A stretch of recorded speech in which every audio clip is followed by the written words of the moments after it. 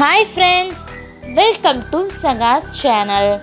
என்னுடைய சேனலுக்கு உங்களை அன்புடன் வரவேற்கிறேன். இன்றைக்கி இந்த வீடியோவில் நம்ம சூப்பரான சிம்பிளான குழம்பு தாங்க பார்க்க போகிறோம். அகெயின் வெல்கம் டு சகாஸ் கிச்சன். என்ன குழம்புன்னு கேட்குறீங்களா? ரொம்ப சிம்பிளாக டிஃபனுக்கெல்லாம் சாப்பிட்ற மாதிரி, இட்லி, தோசை, சப்பாத்தி எல்லாத்துக்கும் சாப்பிட்ற மாதிரி சூப்பரான குழம்புங்க. குறைஞ்ச நேரத்திலே செஞ்சிடலாம். இதை நான் செய்ய போகிறதில்ல, எங்கள் அம்மா செய்ய போகிறாங்க. காஞ்ச கடையை வச்சாச்சு. சத்தமாக பேசுகிறேன்.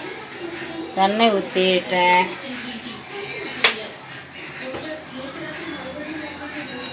கொஞ்சோண்டு கடுகு, எண்ணெய் காஞ்ச உடனே கடுகு போட்டு அதுக்கப்புறம் 2 டீஸ்பூன் கடலை மாவு, கொஞ்சோண்டு மஞ்சத்தூள் போட்டு நல்லா கரைச்சிக்கணும். கரைச்சி இப்படி வச்சிடணும். வச்சுட்டு அதுக்கப்புறம் கடுகு பிரிஞ்சிச்சு. 2 வெந்தயம், வாசனைக்கு வெந்தயம் போட்டாச்சா.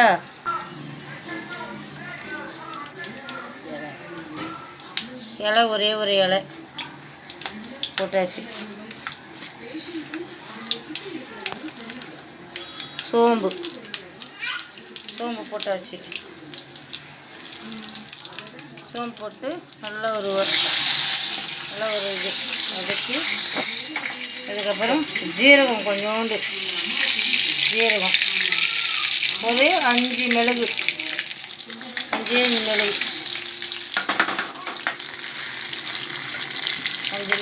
அவ்வளோதான்.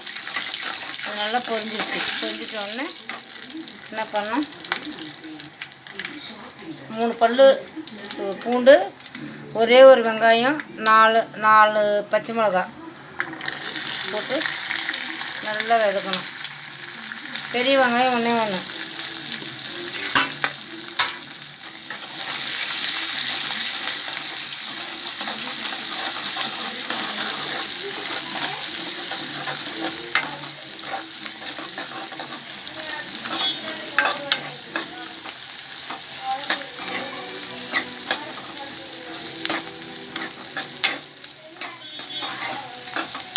நல்லா பொண்ணு வறுவலாக வறுக்கணும். பொண்ணு வறுவலாக வறுத்து அந்த பச்சை மிளகாலாம் கொஞ்சம் கலர் மாறணும். அதுக்கப்புறம் பொண்ணு வறுவலாக வறுத்துட்டு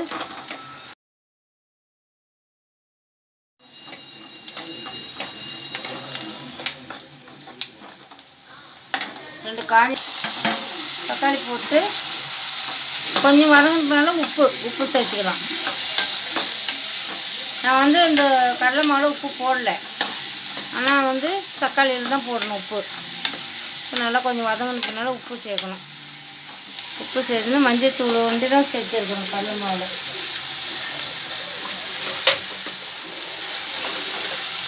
உப்பு தேவையான அவ்வளோ உப்பு, எவ்வளோ தேவைப்படுது அவ்வளோ. சிம்பிள். இப்போது என்ன குழம்பு வைக்கிறதுன்னு யோசனை பண்ணே இருந்தேன். ஒரு 3 பச்சை மிளகா இருந்துச்சு. காயெல்லாம் தேவைப்படாது. சரி, இப்போ மத்தியானம் ஒரு குழம்பு வச்சும் ஆயிடுச்சு.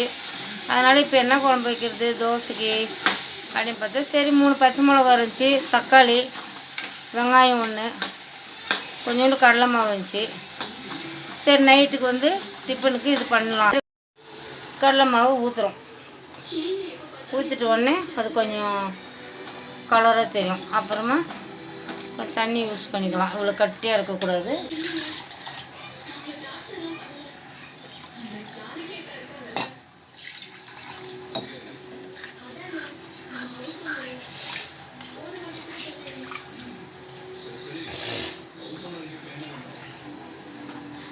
தேவையான அளவு தண்ணி.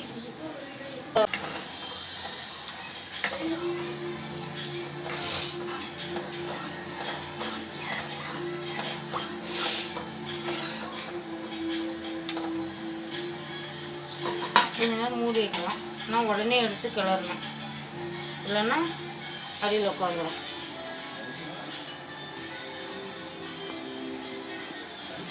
சின்ன இருக்குது கறிப்பூல் போடலாம். கறிப்பூல் போட்டு முடிஞ்சோடனே சிம்பிளான குழம்பு. இன்னும் கொஞ்சம் கொதிக்கணும். ஏன்னா இந்த போண்டாவோட கடலை மாவோட ஸ்மெல்லு வரவே கூடாது. அப்படி கொச்சதான். அதனால் முடிஞ்சிடுச்சு. அவ்வளோதான். ஸ்டவ்வை வந்து பார்ப்போம், ஆஃப் பண்ணிடுவோம். இது கடலை மாவு குழம்பு. இது சிம்பிளாக முடிஞ்சாச்சு. ஒரு 1/2 hour கூட ஆகலை, முடிஞ்சாச்சு. ஒன்று காரம் கீரம் எதுவுமே போடல. இதில் குழந்தைங்க சாப்பிடு காய் இல்லாத குழம்பு. இதில் காயெல்லாம் போடக்கூடாது. காய் இல்லாத குழம்பு. இதோ கொத்தமல்லி போட்டாச்சு. இப்போ வந்து இது இட்லிக்கு, தோசைக்கு, இடியாப்பத்துக்கு, இது ஆப்பத்துக்கு எல்லாத்துக்குமே ஊற்றி சாப்பிட்லாம்.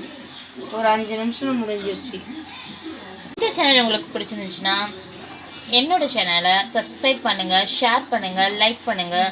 ஏதாச்சும் மிஸ்டேக்னா கமெண்ட் பண்ணுங்கள். ஓகே ஃப்ரெண்ட்ஸ், நாளைக்கு ஒரு சூப்பர் குழம்போட, எங்கள் அம்மா செஞ்ச குழம்போட நாளைக்கு சந்திக்கலாம். ஓகேவா? இப்படிக்கு சகா சேனல். பாய். என் பேரனுக்கு கொஞ்சோண்டு நானும் தொட்டு கூட்டம் பாருங்க. ஆகட்டும். சாப்பிட்றான். நல்லா குழந்தைங்களுக்கெல்லாம் ரொம்ப விரும்பி சாப்பிடுவாங்க இந்த மாதிரினா.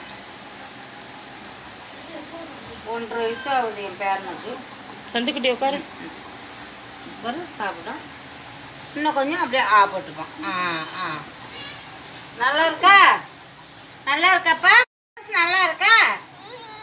நல்லா இருக்கு, நல்லா இருக்கு. போட்டுக்கோ. அம்மா விரும்பி சாப்பிடுங்க குழந்தைங்க. இந்த மாதிரி செஞ்சால் விரும்பி சாப்பிடுங்க.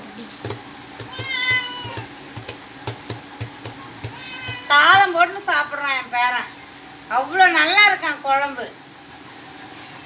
ஒரு வாய். அம்மா சாப்பிடுப்பா. நீ நல்லா சாப்பிட்டேன்னா, குழம்பு நல்லா இருக்குதுன்னு சொன்னேன்னா, நான் ஆயாவுக்கு வந்து அடுத்து குழம்பு வச்சா விரும்பி பார்ப்பாங்கோ. அம்மா தண்ணி இருந்தாம்மா.